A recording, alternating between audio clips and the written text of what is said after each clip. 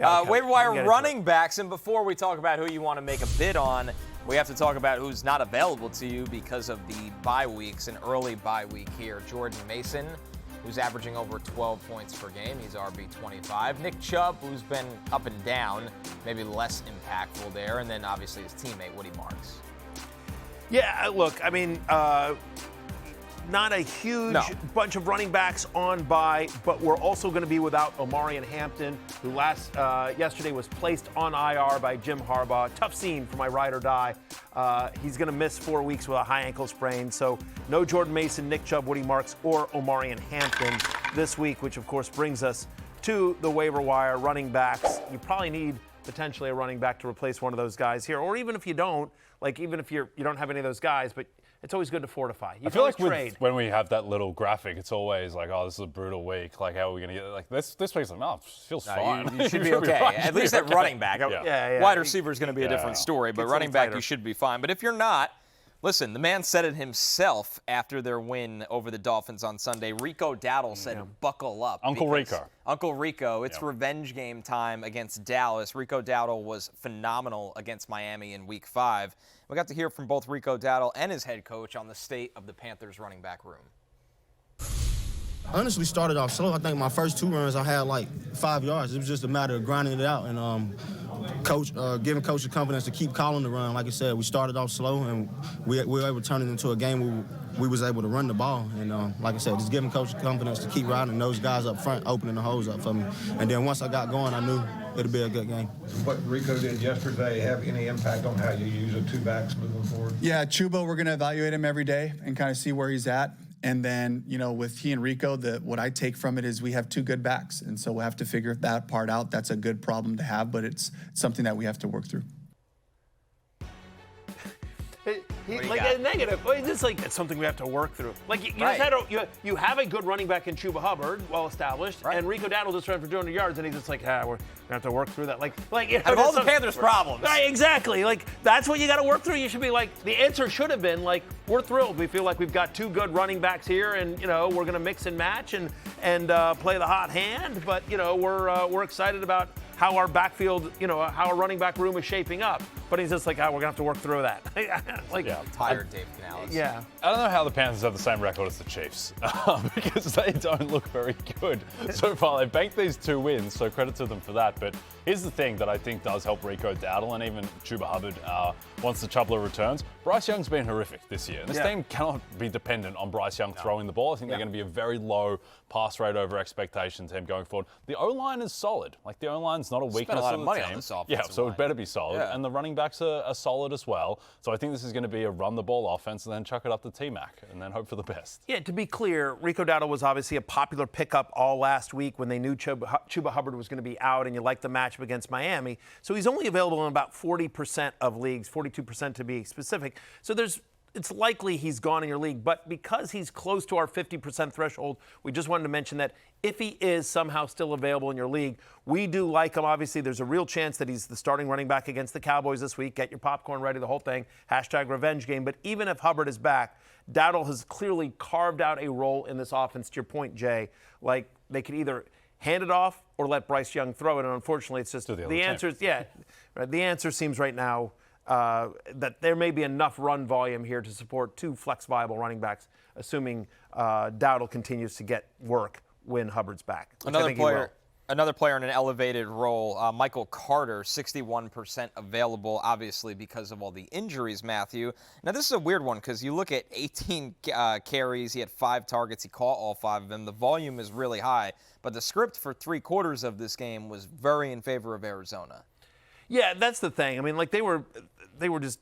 I still don't know how Arizona lost this game. It's unbelievable. I mean, I've been talking about how fraudulent I think that the Cardinals are overall as a team, but they absolutely should have won this game. Like, the fact that Cam Ward threw an interception and scored a touchdown on the same play, like the Tyler Lockett touchdown. The gods intervened. That's it. Yes, and that's the God saying, Amari DiMaccardo, when you should be happy just getting in the end zone. Anyway. That's karma. Whenever a player does that, the team loses. Jonathan Taylor against Denver last year, A.D. Mitchell, Rams. Yeah. The karma gods get involved. They really do. Anyway, but to your point, Connor, here, is that positive game script that allowed them to run the ball and have Michael Carter. So in a game this week where they're at your Colts, Jay Croucher, where it might be a closer game or the Cardinals might be trailing, could they use Amari DiMercato, who is their third down back, a little bit more? Now, we don't know. Is DiMercato just completely in the doghouse the way A.D. Mitchell was last week? I mean, like A.D. Mitchell, like it was all Ashton Doolin. Like they wanted no part of Mitchell. So we'll see what happens with DiMercato. I certainly wouldn't start DiMercato. But to your point, Connor, maybe lower expectations on Carter a little bit in case game script isn't as favorable. But he had a 90 utilization score in Week 5. That was the fourth highest among all running backs. There were 31 team running back touches for the Cardinals. 23 of them went to Michael Carter. He's clearly the Trey Benson replacement you want until Benson comes back. So he's available in over 60% of leagues. Yeah, it's just tough with the game script going from facing the worst team in football, arguably Tennessee, to arguably the best team in football, my Indianapolis Colts. They're 6.5-point dogs. He said that with a straight face. He was so serious. Like, Listen, look, they're not the best team. They're Statistically, good, they actually have been the most dominant team in football to date. Now it's been the Point schedules. differential, right? Point differential. Their offensive and defense, look at their EPA. This team's it's a very good team. I don't think they're the best team in football. I don't even think they're a top 5 team in football, but I think they're kind of on the fringes. Yeah. I will grant that they're the best team in their division, even the Swag Hey, Yards the are Colts have a 4-1. legitimate chance to be a top 2 seed in the AFC, given how the Chiefs and Ravens have started. It's crazy. Yeah, J-Stab saying Evil Jay's Colts are dumping another 40 on Arizona this week. The offense just works. It's a really good offensive line. It's a great play caller, great weapons. Daniel Jones is commandeering the ship, and the defense is fine. It's not a great defense, but it's fine. Connor, is how well this team is playing right now under Daniel Jones, who is kind of like a free agent for anyone to kind of grab, right? An indictment on just how bad Anthony Richardson's been in his pro career. It's not a good look, right? Yeah. Because you look at a lot of the talent's the same. Like, they added Tyler Warren, who's really freaking good, but Jonathan Taylor's there, healthy. But the wide receivers are all the same guys. Pittman the and offense is the Downs same, and- or what they've wanted to do. The line has continuity. Yep. It's a pretty tough one right now for Anthony Richardson. The problem with Anthony Richardson is he can't throw the ball where he wants to, which has always been an issue. That is a challenge if you'd like to play quarterback in the NFL. It just holds you back. Sport becomes hard when that's an issue. Yeah. So that's why I'm not a quarterback in the NFL. right. Yeah. Doesn't work for me either. Yeah. All right. Our next one here, Kendre Miller. This is a weird one, Jay, because nothing's wrong with Alvin Kamara. Kendre Miller's just getting more work week after week. Yeah, as you can see, the touches per game, it's trending in Kendre Miller's direction. He only had one fewer touch than Alvin Kamara last week. And look, I think Kamara is a decent chance, notwithstanding the Saints getting on the board with a W. Spencer Rattler's first of his career in the NFL, but I think Kamara is a very good chance to get traded at some point, and this becomes Kendre Miller's backfield. I would make it greater than a 50% chance that Kendre Miller is the lead back of the New Orleans Saints when you factor in the trade element for Kamara and also just the injury risk for Kamara too as an older player. So I think Kendre Miller, he is a guy. By the way, a functional NFL offense. I don't think right now I don't think the Saints are one of the 5 worst teams in the league. I think you can find 5 worse teams than them at the moment with the way they're playing. Outside of the Seattle blowout, they've been competitive in all these games. Yeah. Like, they were really competitive in Buffalo. They kind of blew the doors off the Giants towards the end of that game.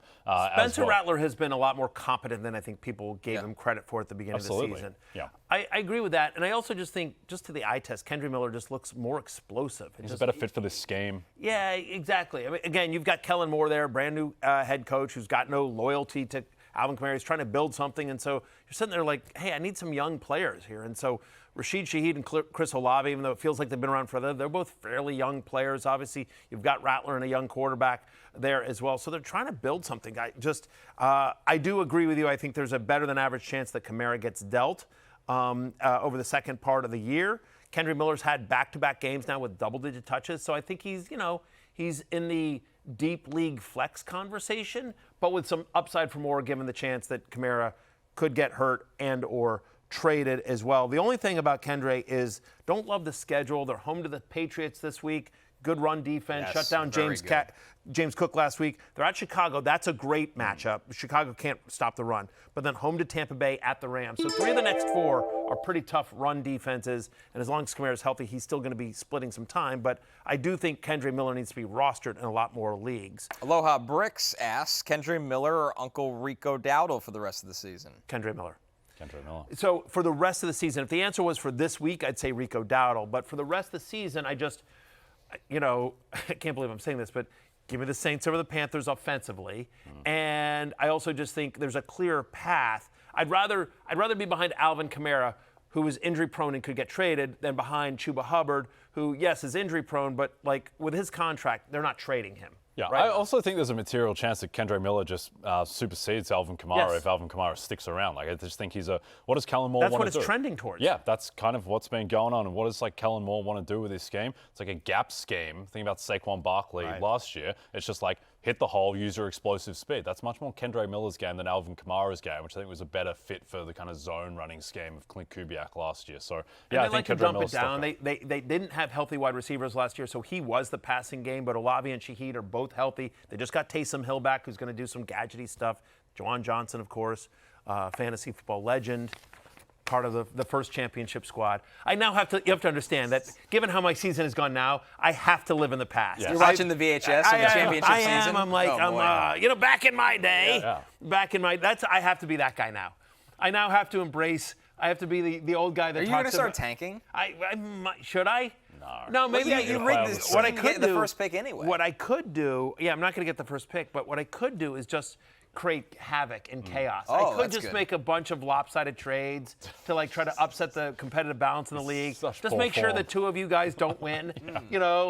Here's Jaden Daniels Who do you for want Spencer to win Rattler in the league right now That's if you the- had to pick? that's I know who you don't want to win. You don't want me or him to win. Right, it's for the fair. right reasons. You'd be humiliated on the show. You know, I can't have Severick. No, I can't Backup, have backup Severick. gets very producer chirpy. Pete, no way. You Absolutely not. That might be Not number back. one of do not win. 100%. I actually would trade players to you guys to make sure backup producer Pete did not win as well. That's a tough one. Dev's inoffensive. You know what? Actually, I that's who I I'm had a rooting feeling for. that's who you're I'm gonna rooting pick. for Stupid Dev. I'm rooting for Emmy Award winning Stupid Dev, who's been a good sport And he's a good 3 drafter. years. He's a good drafter. That's who I'm rooting for. Producer Damien as well. A fan of producer Damien. Yeah. Producer Steven. I could say he's a Jaguars fan. He's had a lot of I don't sadness like in his Steven life. that much. Adam, I feel bad for, but Adam's in the basement with me. It's He's over. not winning. Yeah, It's it's Adam for over. Adam as He's well. lost like 7 players. So yeah, I don't want Lawrence to win either. So anyway, that would be my list of Okay, who I would Dev try and to. Damien. Yeah, Stupid Dev and Damien, I think, and Steven, yeah. All right, our next There we running go. back is Kenneth Gainwell, 63% available. The Steelers are coming off the bye week. They have the Browns, and while Kenneth Gainwell looked really good against the Vikings, Matthew, you do have to wonder when Jalen Warren is going to be back, and if that just makes Kenneth Gainwell kind of, not even a factor at all. Well, he took individual drills at practice on Monday. This is Jalen Warren. Again, it's been 2 weeks since he missed the injury in the game overseas. But in that game against Minnesota, the last time we saw Kenneth Gainwell, 25 touches in a game that were Jalen, and was very productive. Right? He had a 97 utilization score. And so I think, again, similar to what we just talked about with Rico Dowdle, assuming if Jalen Warren's back this week, do I have Jalen Warren ranked ahead of Kenneth Gainwell? Of course I do. But do I think Kenneth Gainwell just goes back to doing absolutely nothing? I don't. I think he is. I think that performance against the Vikings, a game in which the Steelers won, which I think is important, I think he's earned a bigger role. And because Warren has been banged up before in his career, we don't know if he's officially back. I do think he's worth rostering Gainwell because I think he'll carve out a role. Again, this is Arthur Smith, who likes to use multiple running backs. Remember, the year they spent a top 5 overall pick on top 8, a top 8 overall pick on Bijan Robinson, Tyler Algier got, didn't he get 1,000 yards? Didn't Tyler Algier get 1,000 yards the year that Bijan Robinson's rookie year? I'm pretty sure I did. Damien, look that up for me. See if I got that right or wrong. But but I'm pretty sure that he did. I think he did his rookie season the following year. Algier got it. Maybe not. But he got a lot of his rookie year. Oh, his rookie year he got 1,000 yards, but then they drafted Bijan Robinson. We couldn't understand why. You had a rookie that run for 1,000 yards. Why are you drafting Bijan Robinson and then not using him? Yeah. By the way, I think Arthur drove us Smith might have crazy. been somewhat, I don't know, Bijan's amazing, but he's somewhat vindicated in his use of Tyler Algier, who's just really good. Tyler Algier, I think he's like a top 15 running back in the league. It's just he took away way too many touches. Yeah, sure. Bijan It was should've got egregious. more. Yeah, the argument there is that, they found something in Tyler Algier. I don't know that Tyler Algier is a top 15 running back in the league, but they found something in him. He's a productive running back. The argument is that the Falcons never should have drafted Bijan Robinson. They had so many needs, and they actually had a productive running back. To use a top, to use a top 8 overall pick on a running back. Anyway, whatever. Agreed. But yes, my point is that Arthur Smith likes to use multiple running backs, and that we have seen multiple running backs have fantasy usefulness under Arthur Smith. Yeah, I think in a neutral opponent that both Gainwell and Warren are like high-end flex guys, you feel confident starting them. I would probably still rather have Warren over Gainwell, but still, both of these guys I think are going to be viable. A much more difficult situation to figure out. Ride or die, Amari Hampton unfortunately placed on IR. The issue with this one, Matthew, is Hassan Haskins and Kamani Vidal going to factor in here. It's hard to tell really how they'll be differentiated. Like Haskins feels like the in-between the tackles runner. Vidal feels like more of that third down pass catcher, but we just haven't seen enough of it yet. Yeah, I mean, my guess is that the Chargers have been fairly pass-heavy early in the season. Now, they've been having trouble protecting Herbert, so they've tried to be a little bit more balanced. But my expectation here is that Amari and Hampton, they just go back to being sort of pass-happy and just he's out of the shotgun quite a bit, and they try to figure out ways to chip guys and help out that offensive line. Yeah, I mean, I think I think I'd prefer Haskins to Vidal. Now, again, if they're passing more, that speaks more to Kamani Vidal, and I really think it's going to be a hot hand committee approach here. But the one thing I will say is Hassan Haskins, to your point, he's the closer one-to-one replacement for Amari and Hampton. Remember, Haskins played at Michigan for Jim Harbaugh, so there's a little bit of trust and familiarity there as well. And so Vidal, who last year had games where he was a healthy scratch, Connor. Yeah. I mean, like there were games where Vidal's healthy scratch. I wouldn't be surprised if they add to this running back room. There are rumors that Gus Edwards, the Gus bus, could roll back into town. Can you imagine? So he might. So I wouldn't go crazy on the waiver wire trying to pick up either one of these guys. But I think they both need to be rostered, and I would prefer Haskins over Vidal, even though I think it's going to be a bit of a, truly 50-50 split. But Haskins is going to have a better chance of scoring touchdowns on a weekly basis. Yeah, I think the real winners here are Ladd McConkey, Keenan Allen. Correct. Quentin Johnson. I think they're just going to lean. Justin Herbert, yes. Justin Herbert, yep. A recap, the top running back targets for the week. Michael Carter, of course. He's got the Colts. Kendre Miller against the Patriots. Kenneth Gainwell, Hassan Haskins, and Kamani Vidal. They play at Miami this week, by the way. That is a nice matchup. And we just saw Rico Dowdle run all over him. Remember, Miami top 5 in terms of most fantasy points allowed to opposing running backs. So Haskins and Vidal could be, especially in that order, could be, viable desperation plays this week. Got some deeper league targets in here as well. Kareem Hunt with a nice night on Monday Night Football. We'll have more on that in the next segment. Tyler Algier, who just always appears on this show. And he's had double-digit rush attempts in 3 out of 4 games so far this year. Falcons off the bye. Tajay Spears back and healthy. Isaiah Davis now the number 2 behind Breece Hall. That's much like Kendre Miller, a stash situation, because there's a world where the Jets trade Breece Hall. He's in a contract year, and then Isaiah Davis would be the lead back as Braylon Allen is hurt, and then Sean Tucker, as Bucky Irving is hurt, he's behind Rachaad White. Yeah, didn't do much, but that was against Seattle. Wasn't a great matchup. He only played 12 snaps, but in the 12 snaps, he got 6 touches. So, I mean, when he was out there, they were using him. He just wasn't out there that much. Rachaad White had a great game. Hey, it's Matthew Berry from NBCSports.com and Rotoworld.com, and I want to thank you so much for watching whatever it is you just watched, or if nothing else, being too lazy to click out of the autoplay after this video started, after whatever it is you actually wanted to watch finished. But now that you're here, I'd like to take a moment here to ask you respectfully now, okay? I'm asking you respectfully to subscribe to the NFL on NBC YouTube channel. You'll get the latest Roto-World fantasy news headlines, all sorts of great shows, including my own Fantasy Football Happy Hour. So go subscribe now. Again, I'm asking respectfully.